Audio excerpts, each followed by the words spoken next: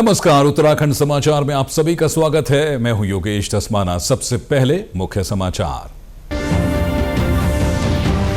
पिटकुल ने मुख्यमंत्री पुष्कर सिंह धामी को सौंपा 11 करोड़ के लाभांश का चेक। मुख्यमंत्री ने कहा, ऊर्जा प्रदेश बनाने के लिए विद्युत निगमों को पूरी सक्रियता से बनना होगा सहयोगी। आगामी 5 सालों में राज्य की मांग के हिसाब से ऊर्जा का उत्पादन का लक्ष्य। टिहरी जिले के भिलंगना विकास खंड के कई गांवों में गुलदार का आतंक। तैनात किए गए 6 शूटर 4 माह में 3 बच्चों को बना चुका है अपना शिकार।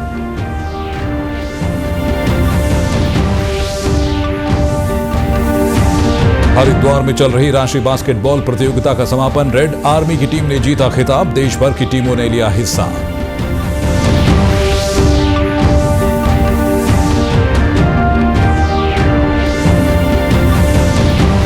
उधम सिंह नगर जिले में जल्द रफ्तार पकड़ेगी धान की खरीद। बनाए गए 214 क्रय केंद्र। लेबर बढ़ाने पर दिया जा रहा है जोर।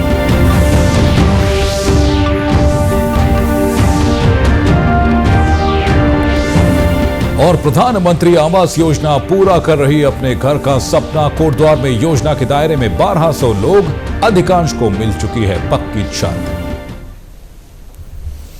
और अब समाचार विस्तार से। पिटकुल ने मुख्यमंत्री पुष्कर सिंह धामी को मुख्यमंत्री कैंप कार्यालय में आयोजित समारोह में 11 करोड़ का लाभांश का चेक सौंपा। इस मौके पर मुख्यमंत्री पुष्कर सिंह धामी ने कहा कि उत्तराखंड को ऊर्जा प्रदेश बनाने के लिए विद्युत निगमों को पूरी सक्रियता से सहयोगी बनना होगा। राज्य स्थापना की मूल संकल्पना में उत्तराखंड को ऊर्जा प्रदेश बनाना था। उन्होंने कहा कि ऊर्जा और वैकल्पिक ऊर्जा के क्षेत्र में राज्य सरकार लगातार कार्य कर रही है। सरकार का प्रयास है कि आगामी 5 सालों में उत्तराखंड में राज्य की मांग के हिसाब से ऊर्जा का उत्पादन हो। प्रबंध निदेशक पिटकुल पीसी ध्यानी ने कहा कि मुख्यमंत्री के मार्गदर्शन में पिटकुल ने गत वर्ष 2022-2023 में 26.99 करोड़ की तुलना में वित्तीय वर्ष 2023-24 में 141.67 करोड़ रुपए का लाभ अर्जित किया है। विगत 3 वर्षों से उत्तराखंड शासन को प्रत्येक वर्ष 5 करोड़ रुपए का लाभांश दिया गया था। जी, पिटकुल का जो है 20 साल के इतिहास में सबसे बड़ा लाभांश जो है इस बार हमने 11 करोड़ का माननीय मुख्यमंत्री को दिया है। पिछले वर्ष 5 करोड़ का दिया था। पिछले वर्ष वित्तीय वर्ष में पिटकुल का जो प्रॉफिट था वो लगभग 27 करोड़ था और इस बार जो हमारा प्रॉफिट बढ़ के 141 करोड़ हो गया है। तो यह सब जो है इसका श्रेय माननीय मुख्यमंत्री जी का जो मूल मंत्र है कि सरलीकरण, समाधान, निस्तारण और संतुष्टि के तहत पिटकुल द्वारा एक टीम के रूप में कार्य किया जा रहा है। उन्होंने कहा कि मुख्यमंत्री के कुशल नेतृत्व और मार्गदर्शन में पिटकुल में विभिन्न परियोजनाओं पर कार्य किए जा रहे हैं। वर्तमान में पिटकुल की ट्रांसमिशन उपलब्धता भी 99.70% है, जिसके निर्धारित राष्ट्रीय मानकों 98% से अधिक होने के फलस्वरूप पिटकुल को प्राप्त होने वाली प्रोत्साहन धनराशि के 1/3 भाग को विद्युत टैरिफ में छूट के रूप में सीधे दिए जाने से विद्युत उपभोक्ताओं को लाभ प्राप्त हो रहा है। एडीबी पोषित पिटकुल द्वारा 6 परियोजनाओं का जो है शिलान्यास 16 सितंबर को माननीय मुख्यमंत्री जी के कार्यक्रम द्वारा किया गया है। हमारा विकल्प रहित संकल्प के अंतर्गत यह है कि हम इन परियोजनाओं को वर्ष 26 में पूर्ण कर देंगे और माननीय मुख्यमंत्री जी के कार्यक्रम द्वारा ही इनका लोकार्पण कराएंगे। वित्तीय वर्ष 26-27 से जो पिटकुल का प्रॉफिट होगा वो लगभग 200 से 250 करोड़ जो है पर ईयर होगा और इसका सीधे सीधे लाभ प्रदेश के तमाम उपभोक्ताओं को मिलेगा। खबर टिहरी से है, जहां के भिलंगना विकास खंड में गुलदार आतंक का पर्याय बना हुआ है। गुलदार लगातार अलग अलग क्षेत्रों में बच्चों पर हमला कर उनको अपना निवाला बना रहा है। ताज़ा मामला हिंदाव पट्टी के मेहर गांव का है। यहां कल यानी 19 अक्टूबर को एक 13 साल की बालिका को गुलदार ने अपना निवाला बना लिया था। शनिवार शाम को 4:30 बजे घर के पास ही गौशाला से अपने भाई के साथ वापस लौट रही मासूम बालिका साक्षी पर घात लगाकर बैठे गुलदार ने हमला कर दिया। भाई शुभम के शोर मचाने पर गुलदार उसके पीछे भी दौड़ा, लेकिन उसने किसी तरह दूसरे घर में छलांग लगाकर जान बचा ली। ग्रामीणों के हल्ला मचाने के बाद गुलदार वहां से भाग गया। मृतका के भाई शुभम ने बताया है कि वो अपनी बहन के साथ भैंसों को लेने जा रहा था। वो आगे चल रहा था और बहन पीछे थी। इस बीच गुलदार ने बहन पर हमला कर उसे जबड़े में दबोच लिया। किसी तरह से वो अपनी जान बचाकर वहां से भागा और लोगों को सूचना दी। जाना था वो तो भैंस दिया करने अरे मेरी बहन की चप्पल खुशी और उसने नीचे पहनने के लिए करा ना, और फिर उसके ऊपर बाघ ने कूद लिया और मैंने देखा पीछे, हमें डर के मारे तो आगे चला गया था चिल्लाते चिल्लाते। अब फिर वो मेरी तरफ आया, अब मैंने डर के मारे नीचे गेड़ी मारी, कूदा, फिर मैं वहाँ से गया। वहीं वन रेंज अधिकारी आशीष नौटियाल ने बताया है कि क्षेत्र में गुलदार के हमले की ये तीसरी घटना है, जिसको देखते हुए वन विभाग की ओर से 22 गार्डों की टीम लगा दी गई है। आदमखोर गुलदार की लोकेशन ट्रेस करने के लिए 20 ट्रैप कैमरे और 6 शूटर भी तैनात किए गए हैं। मेहरगांव में ड्रोन से भी गुलदार की निगरानी रखी जा रही है। कल की घटना के दृष्टिगत हमने इसके पश्चात जो है 10-10 लोगों की 3 टीम बना दी है। 6 हमारे विभागीय शूटर तैनात हो गए हैं और क्षेत्र में अब 20 हमने कैमरा ट्रैप लगा दिए हैं। साथ ही साथ जो है जो ड्रोन है उससे भी हम अब क्षेत्र को मॉनिटर कर रहे हैं। साथ ही साथ जो जितने भी संवेदनशील गांव हैं उनकी सूची बना के हमने जो है रेवेन्यू डिपार्टमेंट की सहायता से भी हम लोग जो है उनमें लोगों को अवेयर करने का जो है ये पूरा मिशन मोड पे काम शुरू हो रहा है।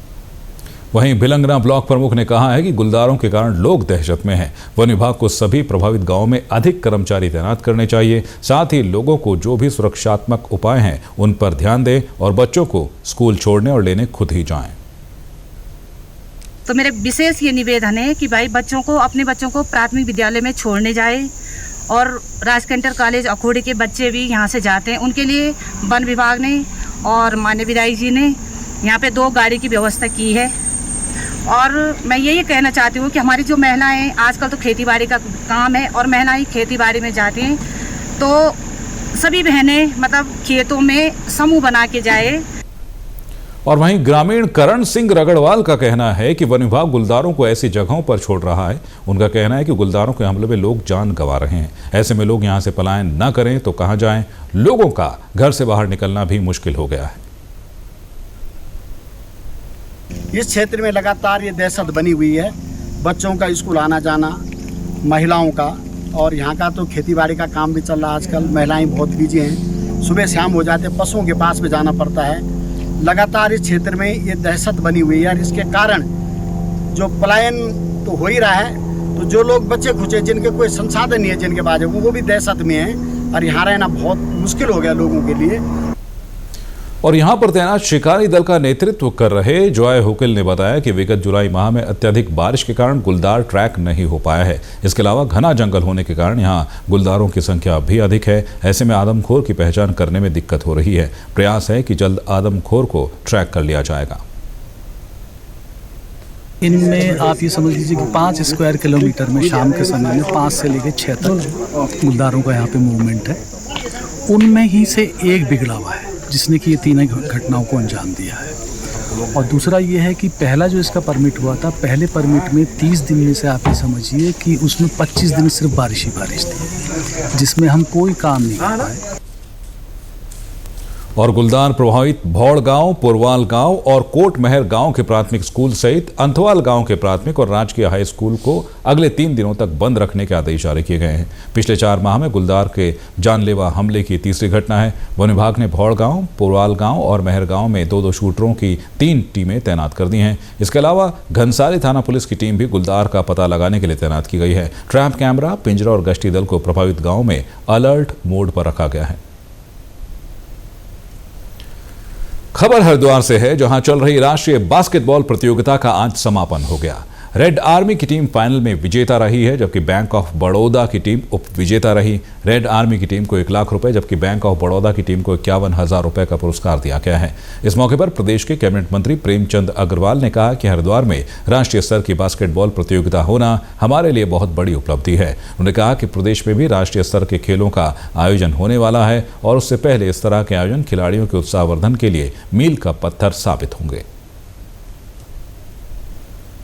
देखिए, आप जानते हैं कि हमारी माँ गंगे के इस पावन तट पे जिस प्रकार से सेकंड यानी दूसरा माँ गंगे इंटरनेशनल बास्केटबॉल टूर्नामेंट यहाँ हो रहा है, निश्चित रूप से पूरे देश भर की यहाँ टीमें आई हैं और कितना उम्दा प्रदर्शन उनके द्वारा यहाँ किया गया। स्वाभाविक रूप से खिलाड़ियों के आने से जहाँ यहाँ के लोकल खिलाड़ियों को प्रोत्साहन मिलता है, प्रतिभाएँ देखने को मिलती हैं। साथ साथ उत्तराखंड में भी हम लोग, हमारी सरकार लगातार खिलाड़ियों के प्रोत्साहन के लिए काम करती है। आप जानते हैं कि अब हमारे यहाँ भी जो नेशनल स्पोर्ट्स मीट होने वाली है उससे पहले का ये आगाज़ है। मैं समझता हूँ कि हमारे उत्तराखंड के लिए बहुत लाभदायी होगा और हमारे यहाँ के जो खिलाड़ी हैं, चाहे वो किसी भी खेल के होंगे, उनको इससे प्रोत्साहन मिलेगा। और जिला बास्केटबॉल संघ के अध्यक्ष ललित नैयर का कहना है कि इस आयोजन से हरिद्वार जिले के खिलाड़ियों का उत्साह वर्धन होगा और उन्हें राष्ट्रीय और अंतर्राष्ट्रीय स्तर पर भी अपनी प्रतिभा का प्रदर्शन करने का मौका मिलेगा। तरीके का आयोजन अगर चलते रहेंगे तो बच्चों का उत्साह बढ़ता है और आगे प्रतिभावान खिलाड़ी निकलेंगे देश विदेश में। भारत का नाम, जो रेड आर्मी की टीम है वो चैंपियन रही और बैंक ऑफ बड़ौदा उपविजेता रही। हमने विजेता टीम को 1 लाख रुपए नगद इनाम और उपविजेता टीम को 51,000 रुपए नगद इनाम डिस्ट्रिक्ट बास्केटबॉल एसोसिएशन ने अदा किया। और वहीं रेड आर्मी टीम के कप्तान साहिल ने कहा कि उनकी टीम के सभी खिलाड़ियों के सहयोग से जीत हासिल हुई है। टीम इस जीत से काफी उत्साहित है। उन्होंने युवाओं को नशे से दूर रहने की अपील की।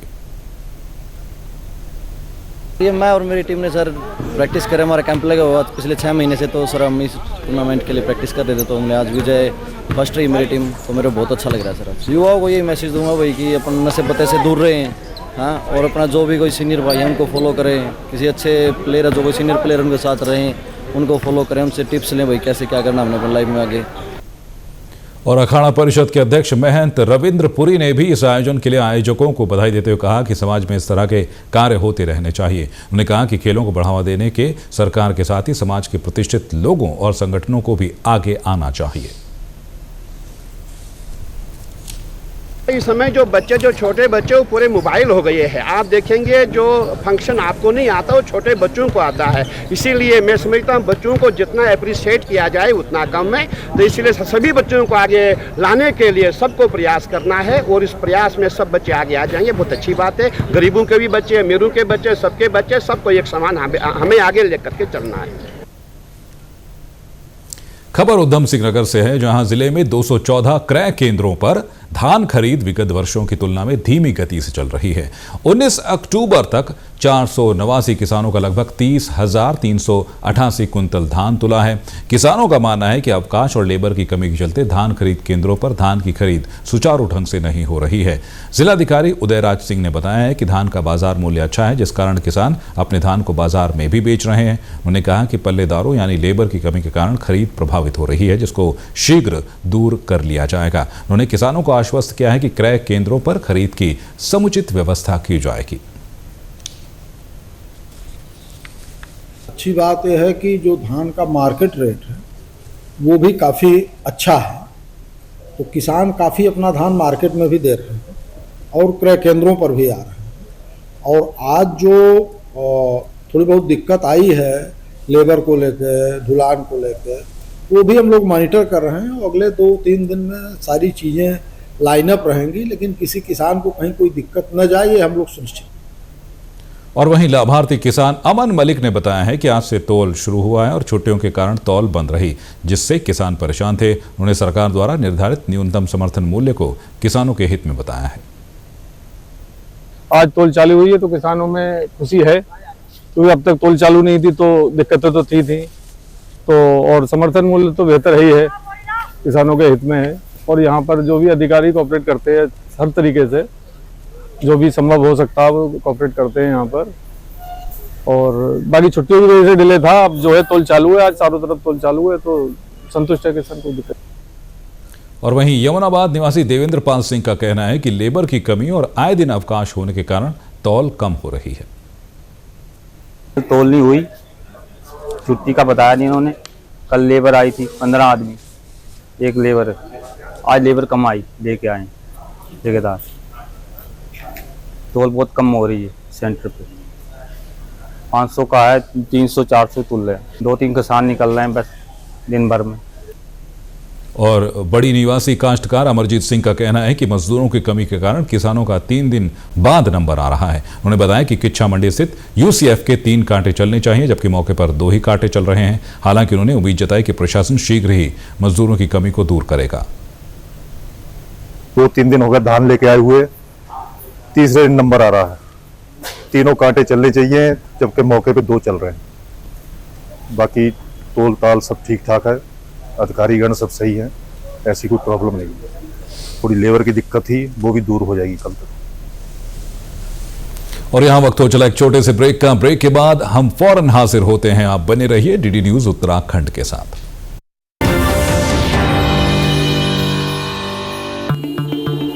Sir 50,000 advance. और इतना कैश तो हम नहीं लाए। और आज बैंक भी बंद है। इलाज है डिजिटल पेमेंट का आसान सा ढूंढ। लेकिन अरे घबराइए मत, सावधानी के साथ करेंगे तो कोई साइड इफेक्ट भी नहीं होगा।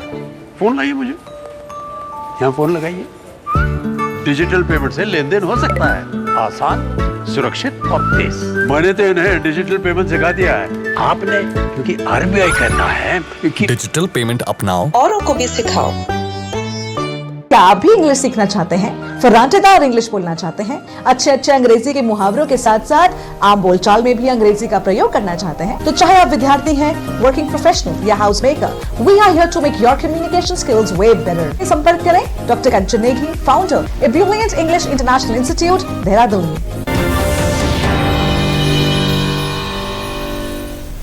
ब्रेक के बाद आपका एक बार फिर से स्वागत है। आप देख रहे हैं डीडी न्यूज उत्तराखंड। मई 2015 में शुरू हुई प्रधानमंत्री आवास योजना देश भर के साथ ही उत्तराखंड के उन लोगों के सपनों को पूरा कर रही है जिनके पास सिर छुपाने तक की जगह नहीं थी। आज ऐसे लोगों को प्रधानमंत्री आवास योजना के तहत पक्के मकान मिल रहे हैं। पौड़ी जिले के कोटद्वार नगर क्षेत्र में लगभग 1200 से अधिक लोग प्रधानमंत्री आवास योजना के दायरे में आ चुके हैं। इनमें से अधिकांश लोगों को पक्का मकान भी मिल चुका है। नगर आयुक्त वैभव गुप्ता ने बताया है कि इस योजना के तहत पात्र लोगों को आवास दिए जा रहे हैं। विशेषकर बोक्सा जनजाति के लोगों पर ज्यादा ध्यान दिया जा रहा है। समय समय पर वहां कैंप लगाकर लोगों को इसकी जानकारी दी जा रही है। उनका कहना है कि कुछ लोगों के पास अभी पूरे कागजात नहीं है। औपचारिकताएं पूरी करके 100% लोगों को इसका लाभ दिए जाने के प्रयास किए जा रहे हैं। प्रधानमंत्री आवास योजना में हमारी जो नई डीपीआर है उसमें करीब 1200 से ज़्यादा के करीब आवासों की पूरी उसमें सर्वे हो चुका है और तो उसकी डीपीआर सैंक्शन होने के लिए शासन में जा चुकी है।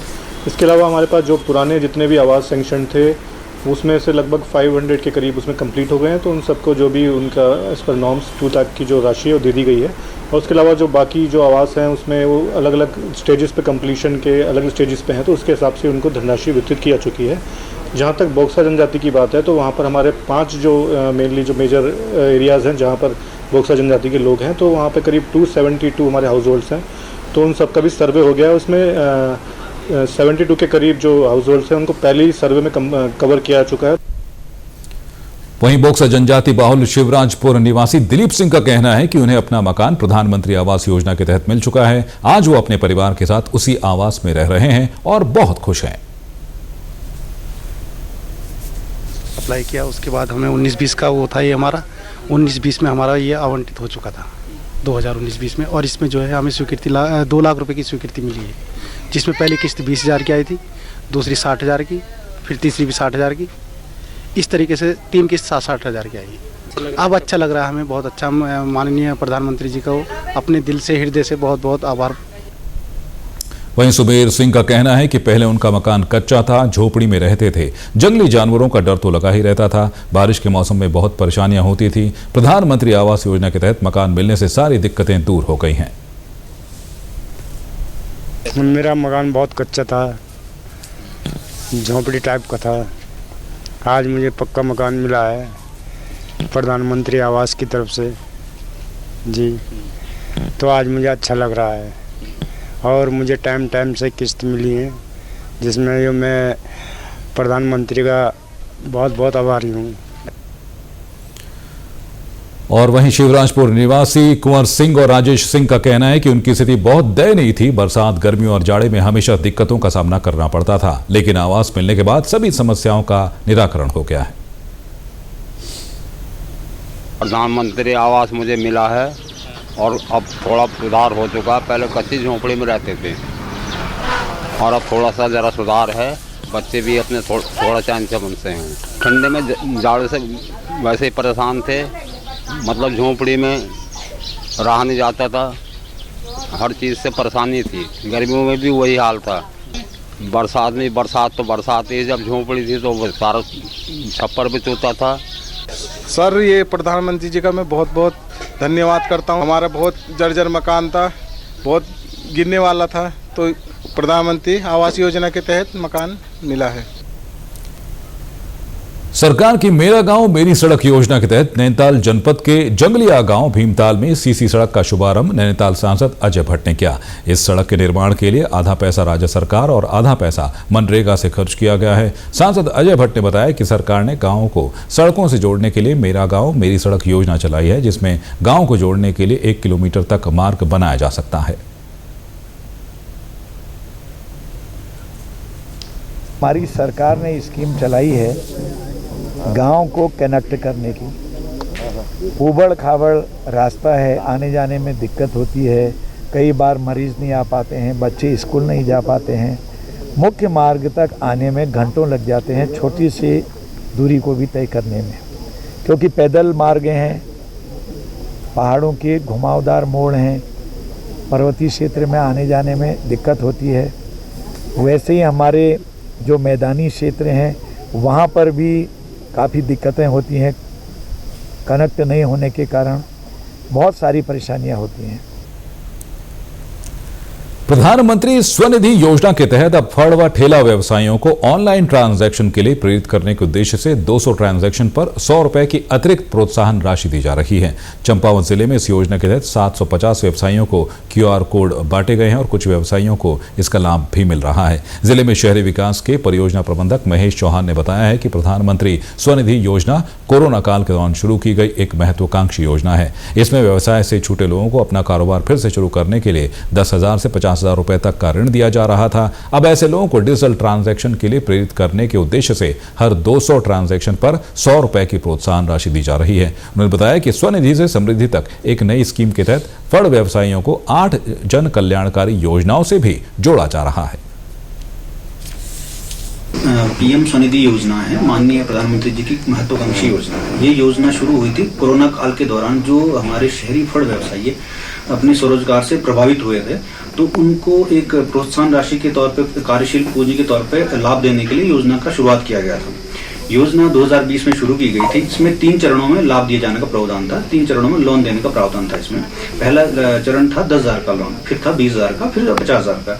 अगर लाभार्थी 10,000 का लोन देने के बाद 20,000 का पूरा करता है, उसके बाद उसको 20,000 पूरा करने और 50,000 का लोन देने का प्रावधान था। अब इस योजना में अभी इसमें एक प्रावधान और किया गया था। अगर हमारा शहरी फड़ व्यवसायी ऑनलाइन ट्रांजेक्शन करता है तो ऑनलाइन ट्रांजेक्शन में उनको प्रोत्साहित किया गया, प्रोत्साहन दिया गया। अगर वो कम से कम 200 का अगर ऑनलाइन ट्रांजेक्शन करता है तो उनको 100 रुपए का इसमें इंसेंटिव प्रोत्साहन राशि है। वैसे ही अभी जैसे मैं थोड़ा सा बताना चाहूंगा, अभी हमारे पूरे जिले में 790 के सापेक्ष हमने 750 लोगों को इस योजना से लाभान्वित कर दिया है। अभी इसमें एक चीज और हो गई है माननीय प्रधानमंत्री जी के सहयोग से, कि जो पीएम स्वनिधि से समृद्धि योजना, इस योजना में क्या है कि इसी हमारी स्वनिधि योजना के जो लाभार्थी है, उन्हीं लाभार्थी जिनको 10,000 का लोन दिया है, उन्हीं लाभार्थियों को हम 8 जन कल्याणकारी योजनाएं हैं, चाहे हमारी जीवन ज्योति बीमा योजना, वन नेशन वन कार्ड हो, चाहे प्रधानमंत्री सुरक्षा बीमा योजना हो, चाहे हमारा क्या कहते हैं जनधन योजना हो, उन सभी मातृ बंधना योजना हो, उन सभी योजनाओं से हम पीएम स्वनिधि के लाभार्थियों को लाभान्वित कराएंगे ताकि उनको हर एक प्रकार की सुविधा सरकारी योजनाओं से मिल सके। और वहीं चंपावत जिला मुख्यालय में रेडीमेड कपड़े का फड़ लगा रहे अंबा दत्त जोशी बताते हैं कि उन्होंने रेडीमेड फड़ लगाने के लिए नगरपालिका से 20,000 रुपए का ऋण लिया था। उन्हें ऑनलाइन ट्रांजैक्शन करने के लिए QR कोड दिया गया है, जिसमें ग्राहकों से ट्रांजैक्शन कराने पर 100 रुपए अतिरिक्त लाभांश मिल रहा है। यहाँ पे फड़ व्यवसाय करता हूँ अपना, इसमें मैं नगर पालिका से लोन लिया हुआ है। मुझे नगर पालिका से एक अपना ऑनलाइन के लिए QR कोड मिला हुआ था, जिसमें कि हम आज ऑनलाइन बिजनेस ऑनलाइन कराता हूँ अपना कारोबार में। उसमें 100-150 जो मुझे अच्छा फ़ायदा मिलता है मेरे को, और आगे को भी जो सुविधा है इसकी मिल जाए। पंचबद्री में शुमार आदि बद्री मंदिर धार्मिक महत्व तक ही सीमित नहीं, बल्कि ये वास्तुकला का भी अद्भुत और बेजोड़ नमूना है। आदि बद्री मंदिर 16 मंदिरों का एक समूह है। बद्रीनाथ धाम की तरह यहाँ नित्य सभी धार्मिक प्रक्रियाएं संपन्न होती हैं। सीमांत जनपद चमोली में कर्णप्रयाग गैरसैंण नैनीताल राष्ट्रीय राजमार्ग पर कर्णप्रयाग से 17 किलोमीटर और चांदपुर गढ़ी से 3 किलोमीटर की दूरी पर आदि बद्री मंदिर स्थित है।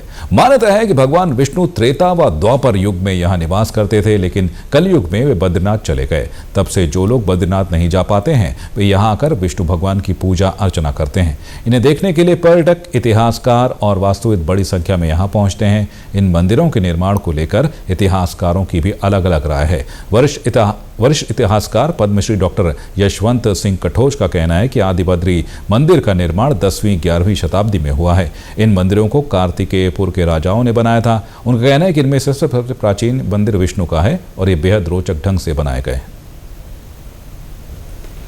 उसी के पास आदि बद्री के प्राचीन मंदिर हैं जो रोचक शैली के हैं। उनमें सबसे प्राचीन मंदिर विष्णु का है और इनकी कला जो है बहुत दर्शनीय है।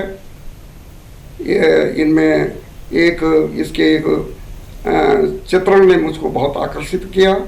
वहाँ पर एक द्वार पर सर्वदमन भरत का चित्रण है जिसमें कि वो सिंह के दांतों को गिनते हुए दर्शाया गया है।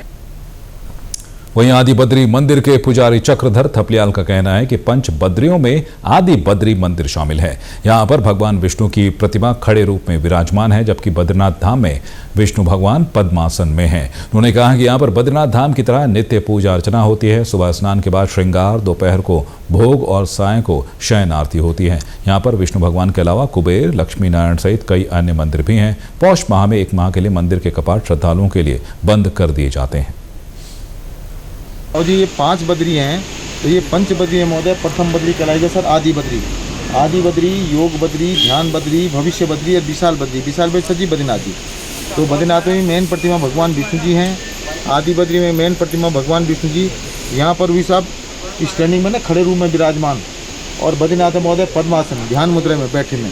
नियम वही है जी यहाँ भी, जैसे बोलते हैं अभिषेक पूजा डेली सुबह 5 बजे होना, दोपहर को भोग होना, शाम को शयन आरती। सर जी साल में यहाँ पे 1 महीने होते हैं सर जी कपाट बंद। यहाँ भी कपाट बंद होते हैं ना 1 महीना, पूष मास बोलते हैं, 16 दिसंबर को बंद होना।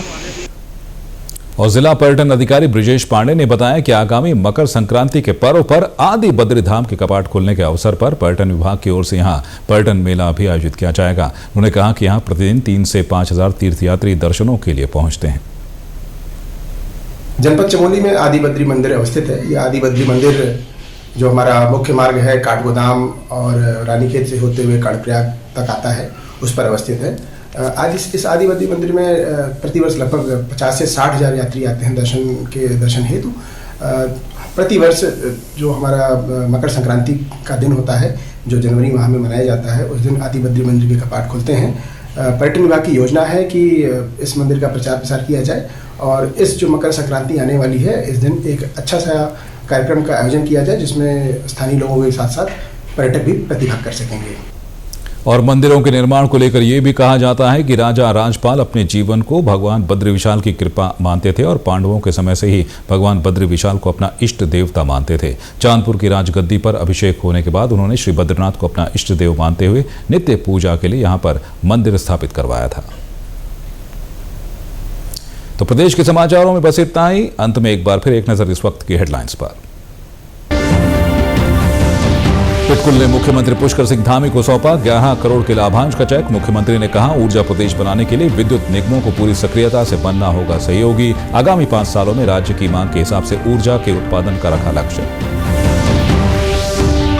टिहरी जिले के भिलंगना विकासखंड में कई गांवों में गुलदार का आतंक। तैनात किए गए 6 शूटर 4 माह में 3 बच्चों को बना चुका है अपना शिकार।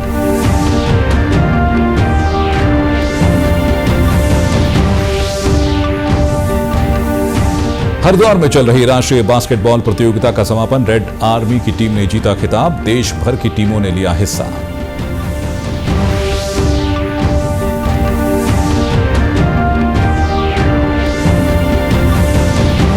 उधम सिंह नगर जिले में जल्द रफ्तार पकड़ेगी धान की खरीद। बनाए गए 214 क्रय केंद्र। लेबर बढ़ाने पर दिया जा रहा जोर।